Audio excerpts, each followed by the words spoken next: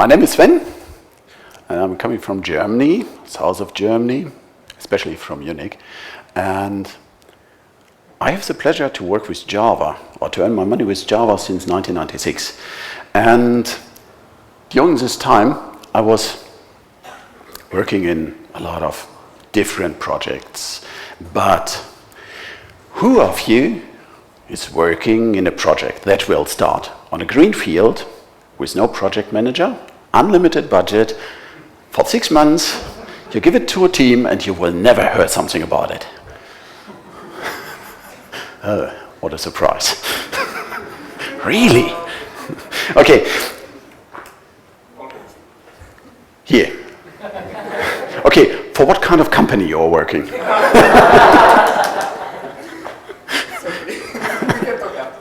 Okay, later. So, it doesn't matter. So, mostly, the source code I'm working on is 10 years old or so. And so you can expect there are a lot of teams are working on it, a lot of different approaches, a lot of different kind of expertise. What else? So you have a lot of different ways of dealing with some stuff. And one of the things that could help, I want to explain a little bit today. So the first thing I have to apologize, it's the first time, or nearly the first time, that I was using something that makes me able to work with colors, animations, hopefully not with sounds and some other things. So I tried to minimize everything in my presentation. So the first version of it was more like a comic. So if you see some animations, don't laugh. What targets we want to reach today? With dependency injection. One question before. Who's working with dependency injection? Good. Good. Good. Different time, different place. I was asking the same questions, and I had around this amount of people, and then some small fingers are coming up. Okay. Which one is working with context dependency injection? So mostly based on Java EE. Okay, not so much. Sorry, yeah, some people must work with Java EE. Okay, other way around, with Spring dependency injection. Come on. Okay. Perfect, okay, the Spring area. Okay, nevertheless, there's something between EE and Spring, and there's a little bit around. And hopefully I want to explain a little bit about this tiny stuff around. So with dependency injection, I quite often have the questions, or if I start with a team and they start with dependency injection, mostly they're using dependency injection more or less only to get rid of the new keyword. That's it. Well, could be a target. But mostly, I think we want to divide the system into modules. Dependency injection could help you. Could. Not must, could. And mostly it's a good advice if you decouple contract and implementation. Or anybody who says no, it's not right. So we are not so many. So if you have any question, for example, if I'm talking too fast, using funny words or something else, raise your hands and ask your question, please. Okay? One thing we want to reach with dependency injection is decrease complexity. Well, this is not so easy. Mostly, complexity is only shifted to some other places. But let's start with the basic. So let's think about what... Yeah, there was some animation, I know. I jumped over it quite fast. Okay, let's see. It's easy, oh? Some stupid method, give you a list of data, whatever this means, and something will happen there. What does it mean? At the university, most of you learned if you're using interfaces, everything is decoupled, oh? Sometimes, no? Okay. But I have some points in my source code that will lead to dependency in static semantics. For example, the import statement. If I have an import statement, something is coupled. Okay. Maybe something internally. What I have done here, I created the instance. Who's using mostly the array list? For list. Arrays? Come on, say the truth. Why? Why? Why not? Huh? Or the other answer is it depends. Huh? It's quite often used. Okay, the array list. So, well, mostly I tried it with a few teams, and I used an IDE that's open source, so I can manipulate it a little bit, and I try to do it in this way that not the first thing that the IDE would give you is not the array list, it's a linked list. And immediately at this point, everybody was using linked list. Great. And array list is cool, it's A, huh? It's always on top. So, yeah, but there are some questions. Maybe dependency injection could help you to find an answer. So let's say, what for example is a very special method of array list, why you could use it.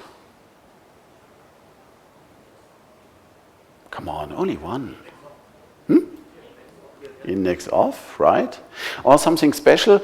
My example is here, trim to size, for example. Well, so at this point, if you have made the decision, there is an array list, it's quite long time before this source code will run. And you have a lot of expectations what's going on. If this is right, I have no idea. Mostly I'm wrong, so I have to decide it later. Well, so the main part here is I want to get rid of array list, or whatever, this kind of implementation. That means this is too hard coupled. I want to reduce it. If I'm now asking what I could do, I don't want to use a method like trim to size, so it's free. Okay, it's for me only a list. And I don't know if the implementation array list is the right one, so immediately I have some questions, and dependency injection must be able to give you an answer to these questions. The first one would be, as I mentioned, what will be the right implementation, right? But what could be the next question? The next question is, what's the right time to decide? What's the right time to decide? And if I have this question in mind, immediately I'm thinking about why only once I want to decide. So immediately I want to think about what's the right frequency to decide this. How often you have done, for example, a decision and this was not the best one. Think about shoes. Okay, always perfect. Wrong example, maybe. But the thing is that all the three questions are more or less questions that a dependency injection framework could help to give an answer. But in which way they could give you an answer and what kind of question you could ask. So the next thing I want to say, let's say, perfect, huh? Yeah, I couldn't get rid of it. So the main thing is I want to start with default Java SE, only to have an idea how complex this question could be. So the most, or the easy thing is, they will lead you to, you read this book from these four guys that are writing a lot of pictures, this informatic comic book. Yeah, I was reading it too. And there was one pattern, list factory, for example, or factory itself. So I could say, okay, I want to get rid there of this, so I make the assumption that something will create it, and okay, later. So I have a factory. There will be the import of list, because I have something like this, a method like create array list. If this method is good, no. It speaks about the implementation. Yeah, really, this is static semantics too. So if I'm writing this one or that one, it doesn't matter, it's completely stupid. But I saw this quite often. Good, I'm not really. So the next thing is I'm using it, so it's a explicit decision. The next one, I have this import statement, the same with linked list, the same with linked list, and then, oh, I'm perfect. I'm doing something like this. Great list. But I'm at the same point. Come on. So, but did I reach any goal here? If this is better, let's say. Think about, you have here at this point an array list, the import statement, you have this method with explicit naming stuff, and you have some static decisions here.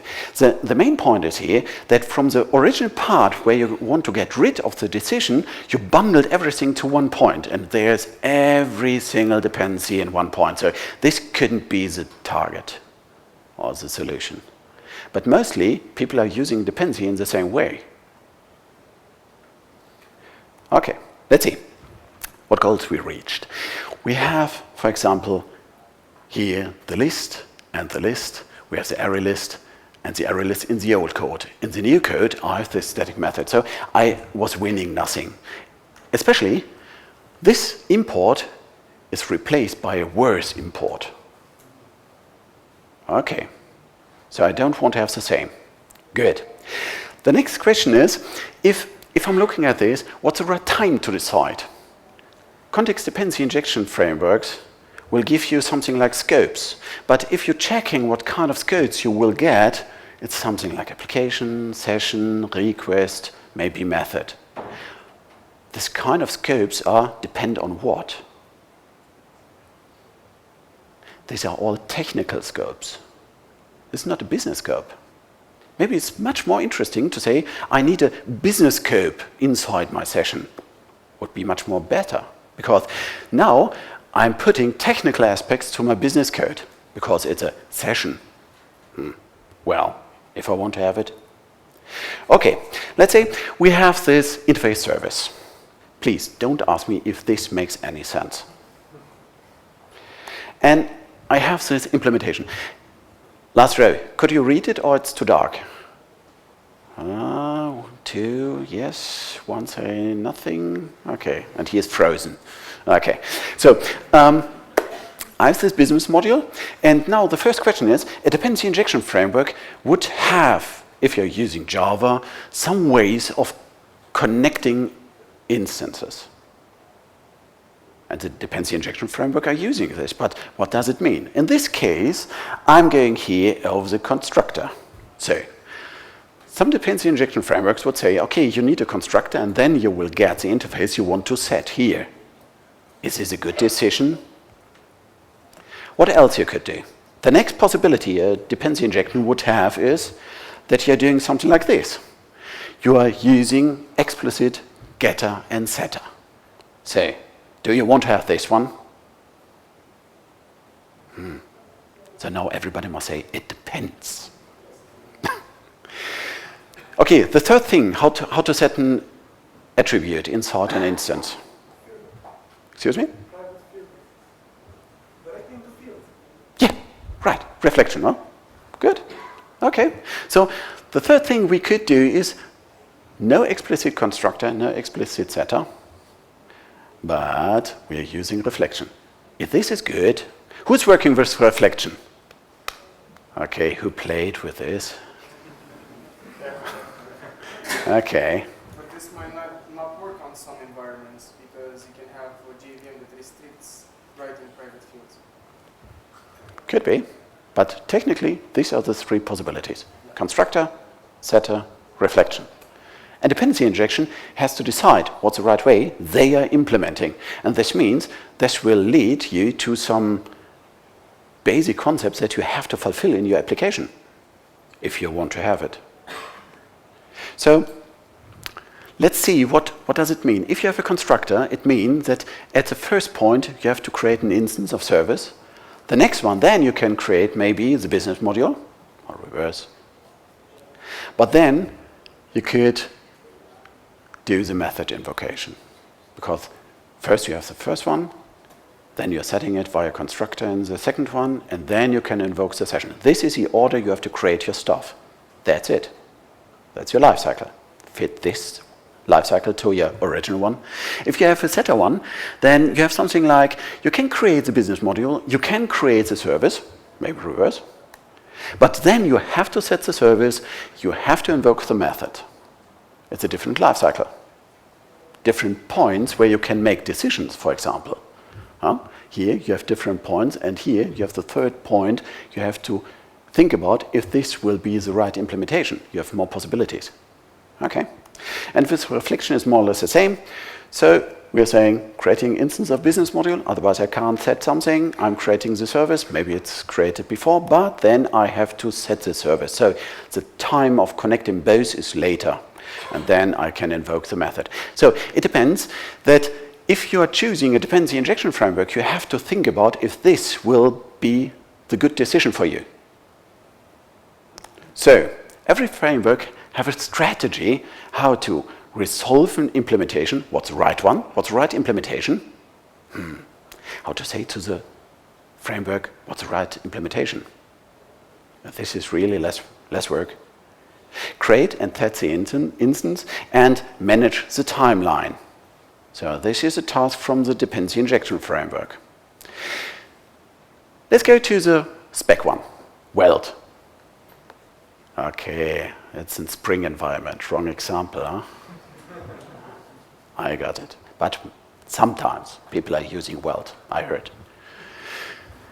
Inside the dependency injection framework, we have here something like a post-construct and pre-destroy. So you will be informed if you reach some step of the lifecycle. You have the qualifier and alternatives to define what's the right implementation. You have some scopes that the dependency injection framework will give you.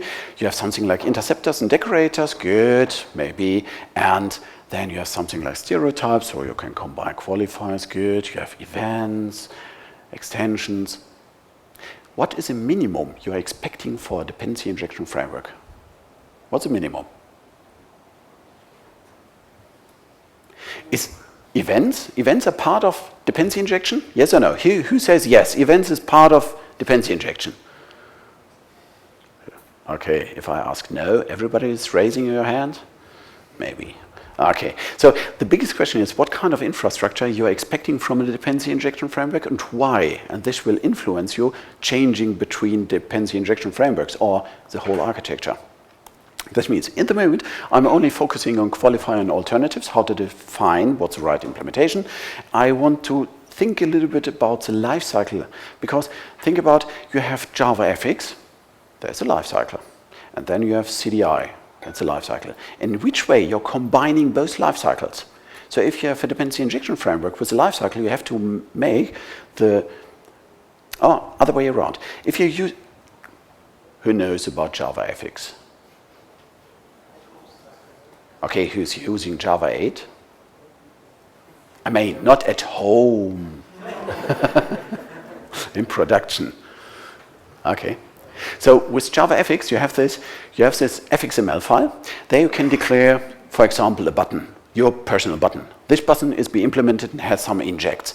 So if you have an fxml file that's loaded, parsed, and instantiating the corresponding instance, then you have this create a new button. So fxml, the JavaFX, is a leading lifecycle, and then the creation of the button is a following lifecycle with CDI, for example.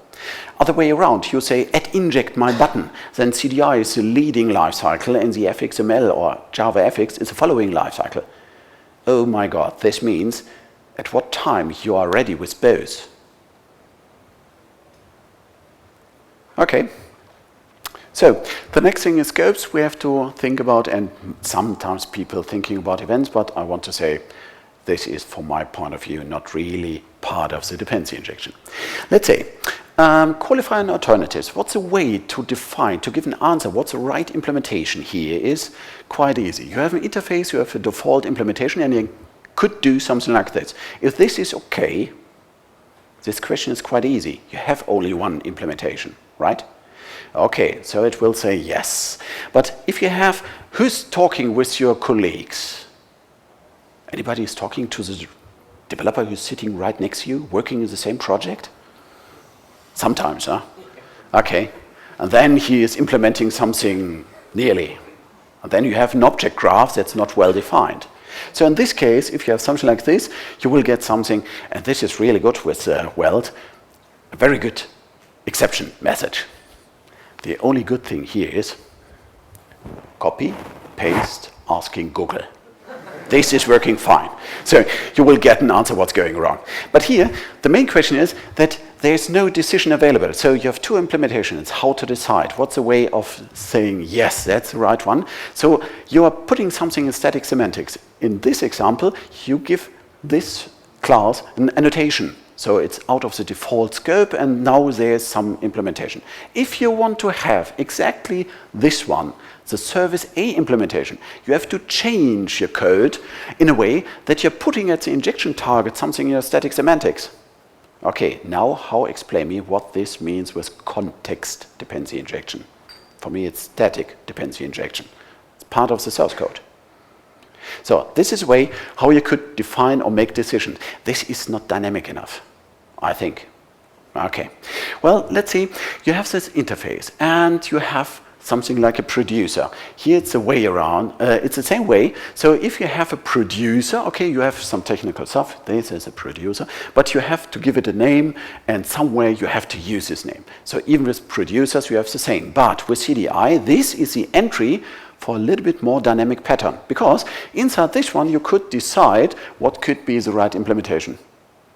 Well, it's a starting point of being a little bit more dynamic. So this one must fit at this point. So if you say, this interface, and I have something like an alternative, this means that could be the implementation, but if you want to have something like this, you're working with XML files and saying here at the beginning of ramping up the container, you are using this one. So this means at this point, you have everything in static semantics, and this is not really dynamic. So the definition, what's the right implementation, is always your decision, not from the container. So it will not help you. So what kind of injects? You can say at inject, but you can say container, please give me. So programmatically approach so that you can decide by yourself, or you can say, give me a virtual proxy here. Or you can ask for a virtual proxy with an alternative annotation literal. So you can say, okay, use this one. So you have different ways of deciding at runtime what's going on, but everything is more or less inside the static semantics, and you have to write all the logic by yourself. So, and the same with producer. Okay, so programmatically injection, what does it mean? You can say, please inject here something. And you can say container select this one and get it.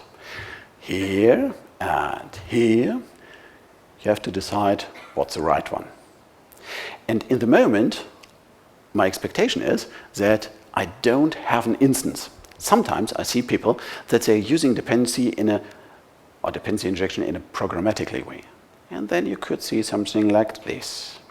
Activate CDI on an existing instance. Who is using something like this? Don't do it.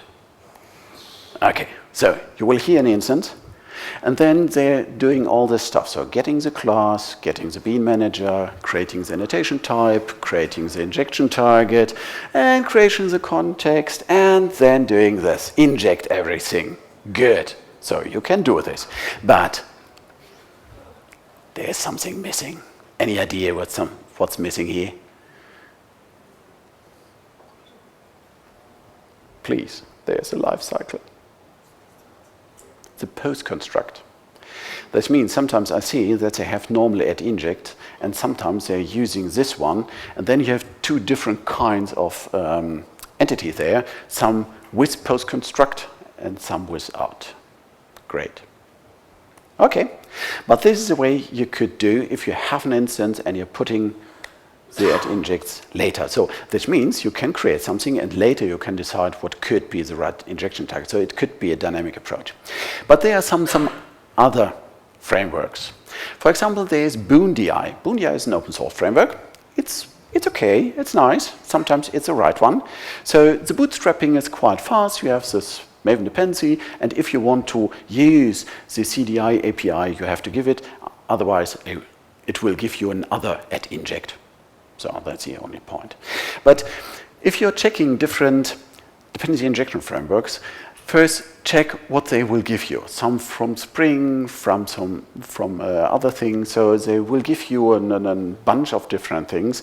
But the main thing here is that at this point, he's using no scopes. Good. Could be good. So you have to deal with yourself. So if you have a desktop application, what else? But Boon is not using annotation processing. This immediately means no annotation processing, no bytecode manipulation. He's working with reflection. Well, that's the point. So this framework will try to give you a different approach how to manage your object graph and deal with this. And let's say what's going on here. So you could have an inject and you could have post-construct. So this is compatible. You can use it. You can use a subservice. So a service is injecting a service and so on. The first thing, if you're exploring some different DI frameworks, check in which order the instances are created and in which order the post-construct will be invoked. Sometimes, you never know. The next thing is, check in which way you could define what is a decision of this is the right implementation for this @inject, because you have to do it, or it will help you. If you're checking here dependency injection, it will give you something like modules. And quite often, dependency injection frameworks are using this approach of modules to give you the possibility to build partial graphs of your classes. Because here, you could say dependency injection, okay, this service I want to have, and I want to get it. So always, you say, dependency injection, use this kind of classes, or this bunch of classes, create a module, and this module you can ask to get an instance. This means you can build different modules with different classes to resolve something. But here, the biggest problem is that if you're doing this one, it will be leading you to subservice null. This means if you have to define, you have to ask the dependency injection framework if it will go through all dependent classes and will edit through the object graph, yes or no. In this case, you say no. So you have to do it by yourself. So you have to say, okay, you have service and subservice, and then you can fulfill this one. So the whole work is your work. It's very fine-grained, but it's your work. If you have a huge project and you're using the simple approach, it could be a disaster. Yeah? Okay, so this one will be fine. So you have to give everything through this. But there are some other ways. If you have, for example, a module, he will provide you with something like this. And this is sometimes in dependency injection frameworks, you have something like a description of your object graph and the possibility to get some producers. In Weld, you have it at producers. Here you have this method, provide, and then create something, a producer. But if you have mechanisms like this, don't trust the developer. Okay, don't trust the developer. I will show you why. For example, you are writing your hello world and say, oh, this is great work. But then you have to go a little bit more in detail. So this is working fine, but let's say this is something that I have to analyze. Provide service, what does it mean? The first thing I'm thinking about is naming conventions. Convention over configuration. Huh? Who like this? Configuration over, convention over configuration, this way? It's a whole Spring team must know. So. Okay, so, but this is first not refactoring safe, because naming conventions here, if you refactor this one and this leads to the combination, then it will be a problem. So check this one. But there are some other things that are likely, that lead to some nice things. At this dependency injection framework, you have some nice methods. Add module, remove module. It's good. At runtime, you can add and remove something. test it. So I started with this. So I created provide service A, provide service B, provide service C. I had definitely enough time. Provide service B, A, provide service B, and C. A good advice, never try with 2. Always take 3 at minimum, please. Okay, so what I've done, I created 2 descriptions of the same thing. And I was using this naming convention stuff with provide service, and then I add some stuff. I wanted to try if it's working. Yeah? And then we are getting this information, AA, AB, AC, or BA, BB, BC. Okay? Only to have in mind what's going on. So if I'm doing this one, okay, I'm creating 2 modules, so I have 2 object graphs working on. And you see, I have this A, and I have here the same. Oh, now I'm forcing 2 collisions. Huh? Okay, let's see what's going on. This one, remember, AA, AB, and so will lead you to the right method that's invoked. And here. So, let's see. Writing it a little bit more compact. I started with an example, context module A. So now I have the object graph. Good. Then it says, okay, lovely context, give me service. And what's the right producer this framework is using? Who says AA? Only you? Huh? Who gives more? Okay, AB, AC. It will use some of them. So, are you studying mathematics? Okay. Okay, AA, AB, AC. What are you expecting? I have no clue, so I tested it, and it came out AB. Wow, why? Okay, so I used now an added module B. And then I'm asking, please give me an instance. What this framework is using? BB? Who says BB? AB? Something else? I think it's AB. AB? It's AB again. Come on, I'm adding something? What does it mean? Okay, so I played a little bit around. So I was going to the other context, it's going AB, and then I'm adding both at the same time, A and B. And then I was asking, okay, please give me a context, give me service, and AB. Okay. Did you report the bug? Yeah, I show you what the bug is. And this is why I will show it to you. This is sometimes really important. So, that means shifting it away. Next one. I started with B. Context. And I will get BB. Oh my God. Then I will say, okay, add module R, and then I will get BB. Okay. Symmetric, huh? Cool. I'm able to find this bug. So, and the same again. I'm getting the service, I have BB again. I'm putting both together, but then reverse, BA, not AB. And I'm getting this one. Okay, I'm getting BB. Good. So, what happened here? The biggest problem, what I want to show you is, if you have a small project and you have a hello world and you're exploring the dependency injection framework and you're not checking what's going on with complex graphs, even if I'm here not showing what's going on with cycles. So, not a tree, object tree, I'm talking about object graphs.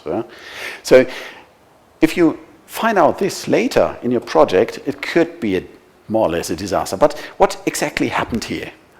I wanted to know it. He was doing the hash map, and he was the first key, the hash of the service B, probably before the hash of the service A and service B. Okay. So the first entry in the map was B. Why you are expecting this? Because it's not the first, not the last, it's always the same, it's not random, so it must be something to do with hash, it's still random. You know that I'm hiring. Okay. I think he's the developer of that library. Yeah, this is the next question. If he is the developer of this one, take your business card.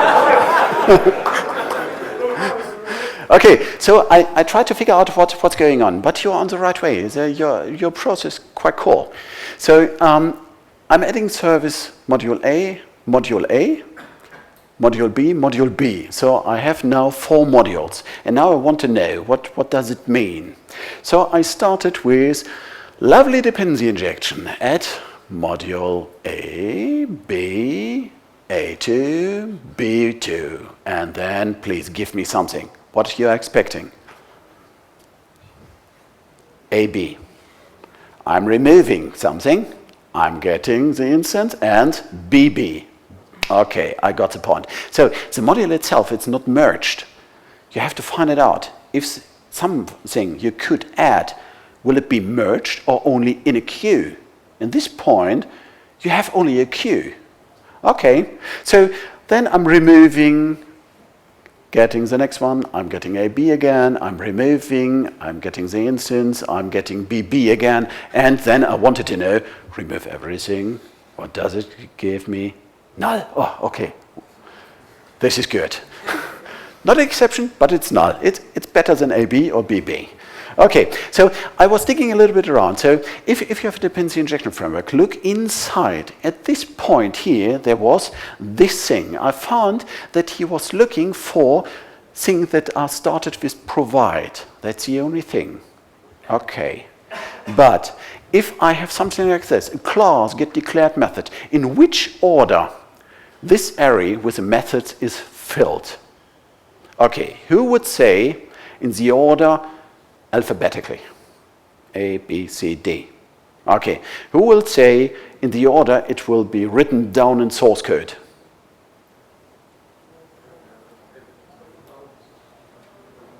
Third version was? It's undeclared, huh? Who's for undeclared? It's even worse. It's random.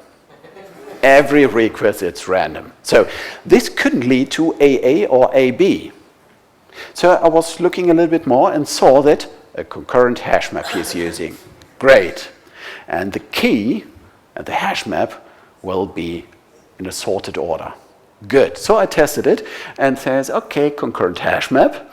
I'm putting there provide service A, the method names, and then I was printing it out, and the last one was always winning B. Good. What does it mean? If you have a dependency injection framework and you're dealing with some stuff like this and you figure out that is something strange inside, go deep inside, because if he's changing the concurrent hash map to something else, the dependency injection framework is working in a, whatever way. Okay? So, but on the other side, here you have this modules. Something like this with prototypes. I want to go a little bit farther through it. You can register, and then he's dealing with deep copies. Some of this dependency injection frameworks will give you the possibility to make deep copies, but this is really working. In this case, I would say, okay, try it here with a deep copy. You have an interface, you have the sub-demo, and there's a connection between both. And then I will say to the dependency injection, create. I will create it, and then I will give this one, the created instance, here, this created instance, as a prototype to this thing, prototype. The next thing is, okay, create a module, get an instance, and then try if demo and next demo will be the same, and it's not the same. Okay, this is working. He's really creating from the prototype something else. But if you have some implementations, sometimes check if it is really working with @inject2 and how this is working. And you have to register it, you have to get rid of all this stuff, and then you're doing exactly the same. This was not the problem, giving a prototype that's using @inject internally. Then you're getting the next one, and it definitely not the same. Good. So I have a new instance, even with @inject. So this is working, but test it. Sometimes not in this way. So the next thing is, I want to know if this is working with, for example, the new Java 8 classes. Wow, why I tested this. Check local date time and see inside what's going on. Here in this field, if I'm using something like this, it will break. Why? He's using reflection in the wrong way. because the combination of inheritance and implements and all this stuff with these classes is in a way that he was not dealing with right. And so he has an internal exception. So try with dependency injection explicitly the new one, the new classes. Okay, the same with, let's say, with providers. Here, sometimes you have a dependency injection framework. There's a more or less descriptive way of describing something. That means you have a service implementation, or you have, for example, service implementation with a impl A. So they will connect it with strings. This is not refactoring safe, so please don't use things like this. If you have features like this, get rid of it. Okay, so the interesting thing is, test everywhere if you could use your dependency injection with an interface and or a class. Sometimes it's not working. In this case, you can't use interfaces. Why? I have no idea.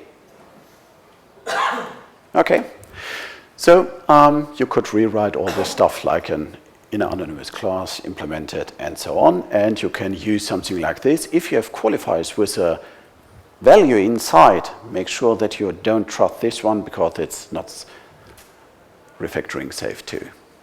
So, okay, let's say I have this module, I have this interface, and I'm getting this. This is the worst case I saw. You can invoke completely via reflection. Okay, now you are very dynamic, but if this is the way you want to deal with, I have no idea. Okay, so everything you have to do by yourself, and if someone will work here, it's not refactoring safe and reflection overhead. Okay, this was an example from dependency injection framework that's using more or less reflection.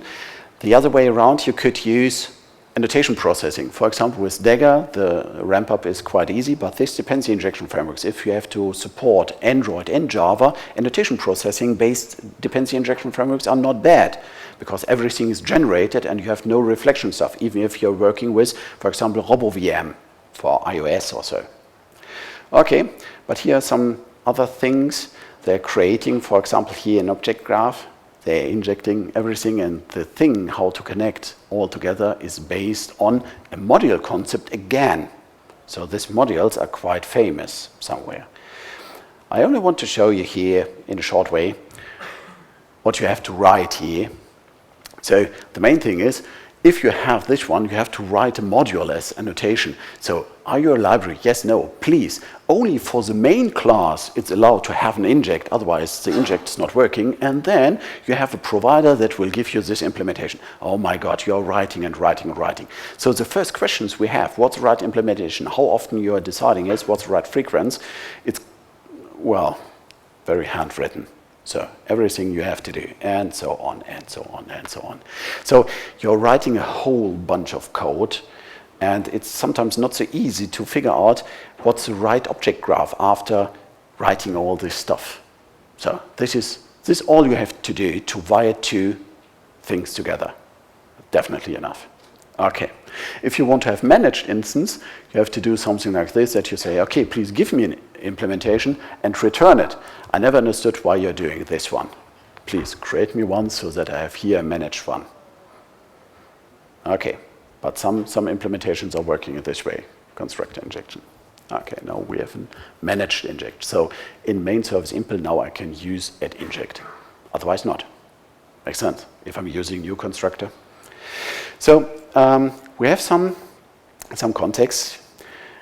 It means I could do something like this. I can say I have A version, a B version to decide which one you want to use. And if you want to have a little bit more dynamic one, you could do something even with Weld or so, that you say I will get both instances and then I will decide which one is the right one. So at runtime you can toggle between implementations. It's not good, or what's the problem here? When you have a new implementation, you have to edit this method again. So that's the first one. Well, this is growing, and the next one I'm creating more and more instances without using it. It's completely awful. So mostly the dependency injection frameworks will give you not only the thing of a producer, it will give you something like, yeah, okay, and it's self-implemented, and the main thing is you're throwing a lot of instances away. The main thing is that you have a virtual proxy, mostly, with this stuff. So, okay. Perfect. I'm not really done with my slides. So, what you're doing here is that you're going to a virtual proxy, but this virtual proxy you can't customize. So you can't go there and say, this is a virtual proxy, this must be thread safe, and please, only one instance or whatever. Huh? So, but here you can deal with this, and then you're only creating proxies, and then after your decision, you're creating the instance itself. Good. So, the next thing is that if you want to combine modules, so if you have a dependency injection framework and you want to build bigger systems and you have different modules you want to wire together to a huge one, if you have some descriptive way, you have to include and connect all these modules, so it will lead to some very big things on top, and you have to maintain everything by yourself. This is not really what you want to have. Okay, so I have to take a little bit of time. Here, at this one, you are responsible for including all modules. If you are forgetting something, something is broken. The good thing with Dagger, for example, here is if you're using something that's not here, for example, if this is not available, then it will break the compile, because all the source code generation will go through all combinations. This means if you're using annotation processing and this static type of definitions, you're creating a huge bunch of source code, and the compile process could be a little bit longer. So, okay. But there's one thing with dependency injection, and most injection frameworks are not protecting you against this. For example, you have 2 object graphs created, and you say, okay, please, object graph 1, give me an instance, object graph B, give me an instance.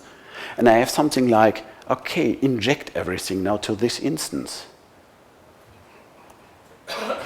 You could do something like this. Oops. It will go 2 times through the injection mechanism. And the framework will not protect you with, oh, injection is already done. It will do it a second time, maybe. I saw this in one project, and to debug this was awful. It was really a disaster. The good thing, if you have everything on static semantics, you could use this one that you say, okay, give me the whole object graph, and you can analyze it with different things. That's a good thing. So you can say, okay, give me the whole bunch of whatever here you can do. So there's one thing I want to give you. We have 10 minutes. So I want to share with you some interesting things here. The main thing is that we have different things. For example, what I wanted to show you is Dagger 2. Dagger 2 is only some other way of describing the same stuff, but based on annotation processing. Then there's some other thing that is quite nice, is HK2. Anybody who knows HK2? Okay, who knows Glassfish? It was part of it. So it's a dependency injection framework that they build explicitly for SE environments. So they have something like start, service level, and so on. And it's one of the really rare dependency injection frameworks that are able to give you the possibility to change the @inject process and co. But I started playing around a little bit. Let's say we had something like minimum binding code. I want to get rid of it. I want to customize it. Model validating. The most model validatings are on static semantics. So if you have an interface, I have an implementation. Right. So, but why not? I have in my database 3 customers. I need 3 implementations. Why not rules like this? Custom rules. So I want to have a clear lifecycle, because if the lifecycle is complex, to combine it with other lifecycles is definitely not easy sometimes. Clear error messages, or thinking a little bit about world. Easy debugging, so if you're using bytecode and all this stuff, who tried to debug bytecode? Created bytecode. So on the fly. Nobody? Don't even try it. And a dynamic context. So every framework's more or less putting all the decisions to the static semantics. So you have to make a decision, then you're creating the system, then you're starting it. But think about the following. You have an algorithm. One implementation is very fast, using a lot of memory. The other one is slower, using definitely less memory. Your system will get load, and then there's a point that you can't create one more instance, for example, while it's using so much memory. The only thing is buying a new server, or the other one is saying no more operations. But you could do with a dynamic context saying, okay, now inside the same session, switch to the implementation that's using less memory. So you have something that is decreasing the load or the usage of memory. And if you have enough, switching back to the fast implementation again. Something like this. So the system is recalibrating itself. Easy mocking, because if you have dependency injection, you use the same stuff for mocking. Why use a different way of mocking? And the good thing is if you are helping a little bit to come to functional aspects without saying it, if you have some people in your team. So, an add inject, it's quite easy. If you have an implementation, we found out that for this, I don't need any definition. But if I have a second one, then I need the possibility to decide. If you want to have it in a dynamic way, I want to know how to decide it. And let's assume you have something like this. You have an interface, and your system will detect, oh, there are two implementations. Now I'm looking if there is a class resolver that is responsible for this interface. And then he will decide. It's not so bad, because if you have a production system, for example, and you have only one implementation, this is not overhead during runtime. If you're starting with your JUnit test and you want to add a mock in your system, service is injecting services, there must be a mock, then only you're defining a class resolver inside your test, and with the decision, use my mock, and the mock is implemented at the same space. Only then you have the runtime overhead. This is not so bad. And the same if you're using, for example, something like producer. If you have more than one producer, do the same way. Two producers means you have to add here a producer resolver. So if you have this, it turns out that we could do all combinations we need with this one.